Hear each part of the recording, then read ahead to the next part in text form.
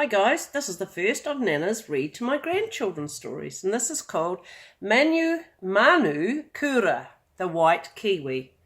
And this has been loaned to me by my friend Aileen to read to my grandchildren.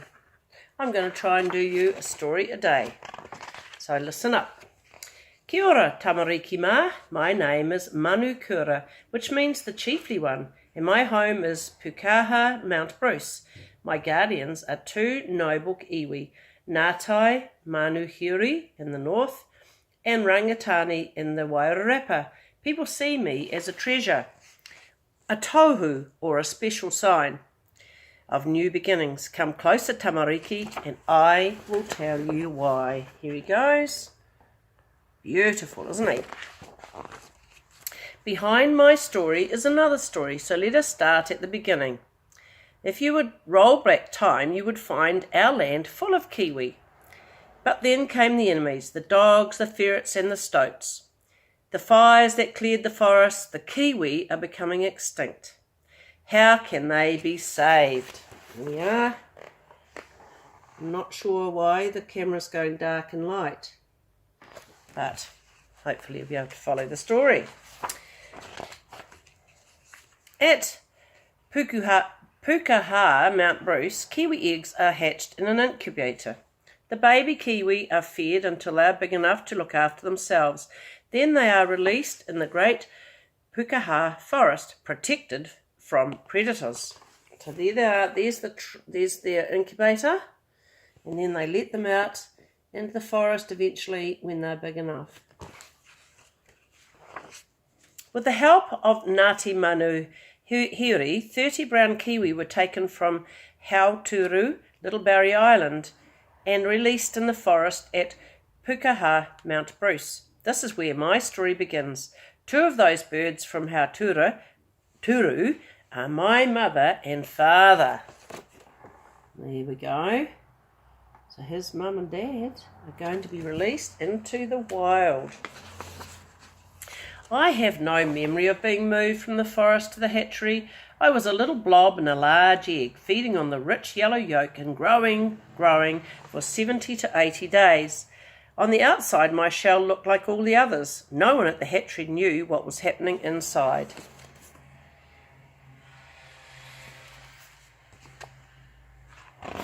It is May 2011. 12 eggs have hatched, all North Island brown kiwi. I am number 13, and I know it is my time. Tap, tap, the end of my beak is strong for making a hole in the hard shell. Tap, tap. There he goes, popping his way out. They have a special piece on the end of their beak, so do chickens, to get them out. Ranger Darren thinks he can see a white feather in the hole. He knows that the kiwi is Hauturu, Little Barrier Island. He knows that the kiwi on Hauturu, Little Barrier Island, sometimes have a white feather in their brown plumage. But I have a bigger surprise for the world. We know from the front of the book that's going to be a very cool surprise. All my feathers are snowy white. No, I am not an albino, a creature lacking colour. I am the rarest of birds, a pure white kiwi. My feathers are like snow, like sea foam on the shore, like moonlight on the land. I am a girl, and I've come with a message.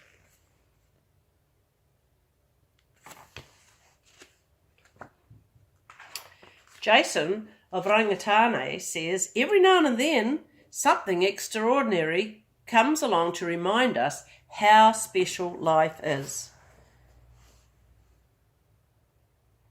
I think a white kiwi is pretty special.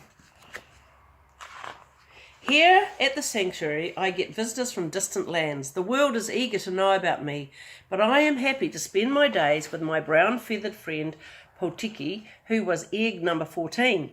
She too is special.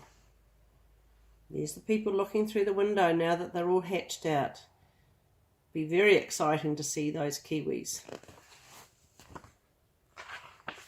So, So are you, tamariki. Think how special you are. Ever since this world began, there has never been a person exactly the same as you. And there never ever will be again. Manukura, the white kiwi, comes to remind you that you too are a taonga, and the world is made better by the unique treasure that you are.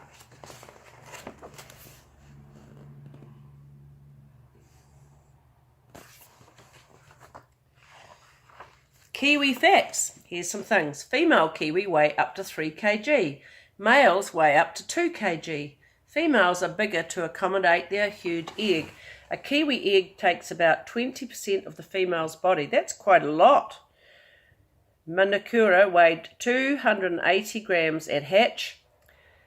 Potiki weighed 340 at hatch. The hatch weight of kiwi is usually 320 to 350. So Manukura was quite small. The hatchling, nourished with yolk, does not eat for about 5 days and is then fed a special captive diet. The young kiwi have worms and insects topped up with ox heart, vegetables, bananas and other nutrients. It takes up to 6 months for a juvenile kiwi to reach the release weight of 1.2 kg. A female kiwi, they're generally more aggressive than the males and being larger are harder to handle. Kiwi reach breeding age at 2 to 3 years. Kiwi have a lifespan of approximately 30 years. So that's a long time for a bird, isn't it? So this is Pukahaha at Mount Bruce National Wildlife Centre. Pukaha Mount Bruce is situated north of Masterton in the Wairarapa. You can look that up on a map. And Tararua districts of the North Island of New Zealand. Visitors to this sanctuary can get close to the country's unique ecological history. The experience includes eel and kaka feeding, a kiwi nocturnal house, kiwi chick rearing in season, tuatara, forest walks, bird viewing, films and ranger talks. The restoration of wildlife in the 940 hectare Pukaha native forest began in 2001. With the reintroduction of endangered native birds. The sanctuary is protected from predators by more than 1,000 traps which are monitored on a day-to-day basis. The success of pest control management has meant that kakaho, kiwi and kaka are now breeding in the wild. So you can look this up, Mum and Dad can go online for you.